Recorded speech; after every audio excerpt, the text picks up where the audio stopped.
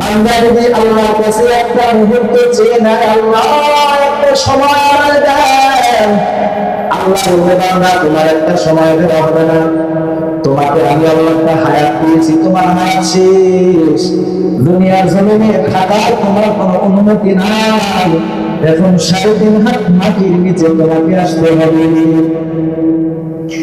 এখন আমরা তো সকলে মাটির নিচে যাবো, কি বলেন যাবো কিনা? বলেন যাবো না? যাবো, সকলেই যাবো, কেউ রেহাই পাবে না। এখন মরণের পর আমি যদি সৌভাগ্যবান হই, জান্নাতি হইতে আলহামদুলিল্লাহ, আল্লাহ না করুক আমি যদি মরণের পর আমার নামটা যদি জাহান্নামীদের খাতায় যদি চলে যায়, শেষ। মরণের পর যারা সৌভাগ্যবান হবে তারাই সৌভাগ্যবান। আল্লাহ বলেন ফাআম্মাল্লাযীনা শাকু ফাফিন্নার, আল্লাহ বলেন মরণের পর তারা হতে দেখা হবে যাদের নামটা জাহান্নামীদের খাতায় তোলা হবে, এরা হবে না। ওয়াআম্মাল্লাযীনা সুইদু ফাফিল জান্নাহ, আর মরণের পর তারাই সৌভাগ্যবান হবে যারা জান্নাতি হবে। তো আপনারা জান্নাতি হতে চান না জাহান্নামী? বলেন সবাই, জান্নাতি না জাহান্নামী? শুধু মুসলমান নয়, যারা হিন্দু ধর্মে বিশ্বাসী তাদের উপর যদি বলে তুমি নরকে যাইবা, সে বলবে আমি নরকে যাইতে চাই না, আমি জান্নাতে যাব। ইহুদিদেরকে যদি জিজ্ঞাসা করেন কোথায় যাইবা, সে বলবে আমি জান্নাতে যাব। খ্রিস্টানদেরকে যদি জিজ্ঞাসা করেন কোথায় যাইবা, তারা বলবে আমি জান্নাতে যাব। মুসলমানদেরকে যদি জিজ্ঞাসা করেন কোথায় যাইবা, মুসলমানরা বলবে জান্নাতে যাবে। কেউ জাহান্নামে যেতে চাবে না, যারা জান্নাতে যাবে তারাই হবে সৌভাগ্যবান, আর যারা জাহান্নামী হবে তারা হবে কপালে পোড়া। এখন মরণের পর যদি আমার নামটা জাহান্নামের খাতায় লেখা হয়, জাহান্নামের খাতায় যদি আমার নামটা লেখা হয়, আমার পরিণামটা কেমন হবে? আল্লাহ তাআলা কোরআনের পাতায় পাতায় জাহান্নামীদের বর্ণনা দিয়েছেন। এমন এমন বর্ণনা, এই জাহান্নামের বর্ণনা কেউ যদি শুনে হেদায়েতের পথে আসতে বাধ্য, যদি তার অন্তরে হেদায়েত থাকে। আর যদি জাহান্নামের বর্ণনা শোনার পরে তার কপালে হেদায়েত না থাকে, এই জাহান্নামের বর্ণনা শোনার পরে আল্লাহর বান্দা চুরি করতে যাবে। তো আল্লাহর বান্দা কেউ যদি জাহান্নামী হয়ে যায়, তার অবস্থা বড় করুন। জাহান্নামীদের কিছু বৈশিষ্ট্য হবে। জাহান্নামের কেমন বৈশিষ্ট্য? শুধু 4টা বৈশিষ্ট্য আপনাদের কাছে আমি বলে যাই। জাহান্নামের 1 নম্বর বৈশিষ্ট্য হলো জাহান্নামে কোনো মরণ নাই। কি নাই? মরণ নাই। জাহান্নামে কোনো মরণ নাই।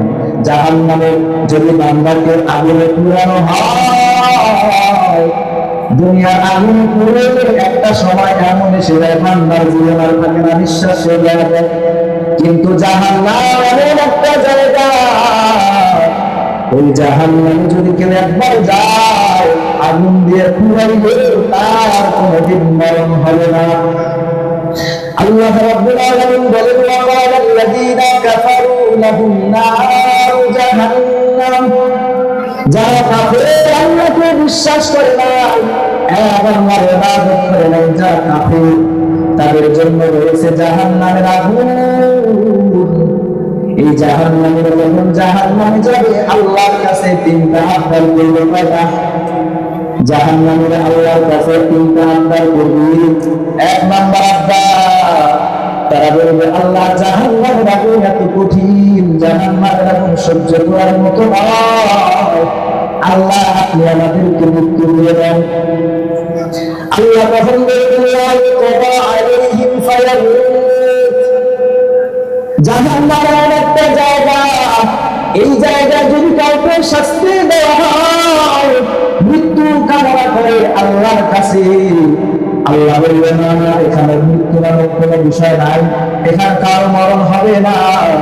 জাহান্নামের যখন নিরাশ হয়ে যাবে, তখন আল্লাহর কাছে আবদার করবে মালিক মরণ তো দেবেন না, জাহান্নামের আগুন বড় কঠিন, মরণ তো দিলেন না। আল্লাহ জাহান্নামের আগুনকে একটু হালকা করা যায় না, করানো যায় না। লা ইউখাফফাফু আনহুম মিন আযাব। জাহান্নামের যখন আল্লাহর কাছে আবদার করবে, আল্লাহ মরণ দিলেন না, এদিকে আগুন যাচ্ছে, আল্লাহ এই আগুনকে একটু ঠান্ডা করা যায় না, আগুনটা থেকে একটু কম করা যায় কিনা, জাহান্নামের শাস্তিটা একটু কম দেওয়া যায় কিনা। আল্লাহ বলবে না না, এখানে মরণ নাই, এখানে জাহান্নামের শাস্তিও কমানো হবে না। এবার জাহান্নামীরা যখন নিরাশ হয়ে যাবে, 3 নম্বর আবদার করবে, মালিক এই জাহান্নামের আগুন একেবারে কঠিন, মৃত্যু দেন নাই, আল্লাহ জাহান্নামের শাস্তি একটু কমান নাই। ও আল্লাহ, ওয়াহুম ইস্তাগফিরুনা ফীহা, জাহান্নামীরা জাহান্নামের মধ্যে চিৎকার করবে, আর্তনাদ করতে থাকবে, আর আল্লাহকে ডাকতে থাকবে। আল্লাহকে বলবে, রব্বানা আখরিজনা না'মাল সালিহান গায়রাল্লাযী কুন্না না'মাল।